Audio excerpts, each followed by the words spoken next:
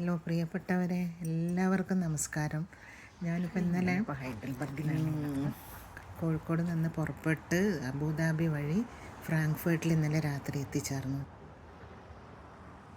തെക്ക് പടിഞ്ഞാറൻ ജർമ്മനിയിലെ നെക്കാർ നദിക്കരയിലുള്ളൊരു പട്ടണമാണെന്ന് നിങ്ങൾക്കറിയാം, ഹൈഡൽബർഗ്.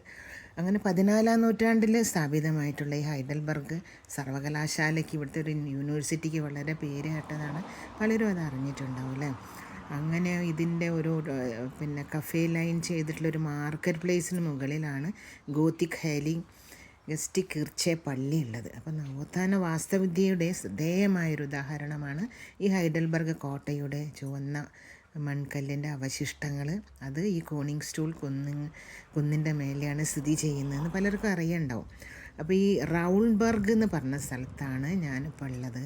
അത് ജർമ്മനിയിലെ ബർഗിലെ റീനെക്കർ ക്രീസ് ജില്ലയിലെ ഒരു പട്ടണമാണ് കേട്ടോ. അവിടെയുള്ള പ്രശാന്ത സുന്ദരമായ ഒരു സ്ഥലത്തുള്ള ഗൃഹത്തിലാണ്, എൻ്റെ സുഹൃത്തിൻ്റെ വീട്ടിലാണ് ഞാനിപ്പോൾ ഉള്ളത്. അപ്പോൾ പുറത്തേക്കൊന്നും പോയില്ല. വന്ന ഉടനെ നിങ്ങളോട് 2 വാക്ക് സംസാരിക്കാമെന്ന് വിചാരിച്ചു. അപ്പോൾ ബർഗിലെ ക്രേസ്കൗ വൈൻ മേഖലയിൽ സ്ഥിതി ചെയ്യുന്നതാണ് ഈ റൗൺബർഗ് എന്ന് പറഞ്ഞത്. പ്രധാനമായിട്ടും പ്രാദേശിക വൈൻ ഉൽപ്പാദനമാണ് അത്ര ഇവിടെ നടക്കുന്നത്. അതിൻ്റെ ഒരു വലിയ നവ റൊമാൻസിക് പള്ളി, ഒരു പ്രധാന ജർമ്മൻ ഓട്ടോബാനിക്ക് അടുത്തുള്ളൊരു സൗകര്യപ്രദമായ ഈ സ്ഥലം പേര് കേട്ടിട്ടുള്ളതാണ്.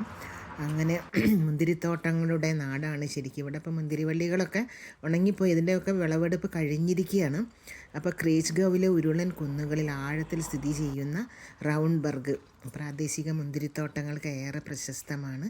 പിന്നെ വൈനറികളുണ്ട് ഇവിടെ. ഇതിപ്പോൾ ഞാനിപ്പോൾ വന്ന് കയറിയതേ ഉള്ളൂ. ഞങ്ങളുടെ വീടിൻ്റെ ചുറ്റുപാട് മാത്രം ഒന്ന് കാണിച്ചു തന്നതാണ്. Thank you.